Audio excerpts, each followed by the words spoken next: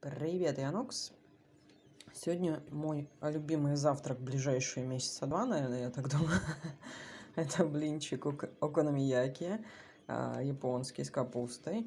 Сегодня немножко другой рецепт. Я добавила зеленый лук и другие специи. В прошлый раз была куркума, перец, соль, а в этот раз соль, молотые кориандр, черный перец и паприка. Вот такой вот хочу. Соус терияки сверху и острый соус. Ну, на закуску это наши маринованные любимые овощи. Свекла, перец и кимчи. А вот кимчи у меня уже цвет потеряла, к сожалению. Была очень красная. Маринованный лук. Пил кофе. И сегодня вот такая вот запрещеночка, сырок. Читаю я Арчибальда Кронина со скрипом.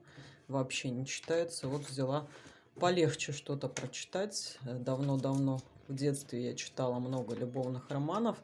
И вот хочу посмотреть, какое у меня будет отношение к этому. Также хочу полистать вот эту книжку «Мексиканская кухня». Это мне немножко нужно поработать, чтобы иметь представление о том, с чем я сейчас работаю. В общем, вот так вот. На улице сегодня был снег, но он уже растаял. Сегодня надо в одно место мне сгонять, и буду торчать дома. У меня выходной. Всем хороших выходных. Пока-пока.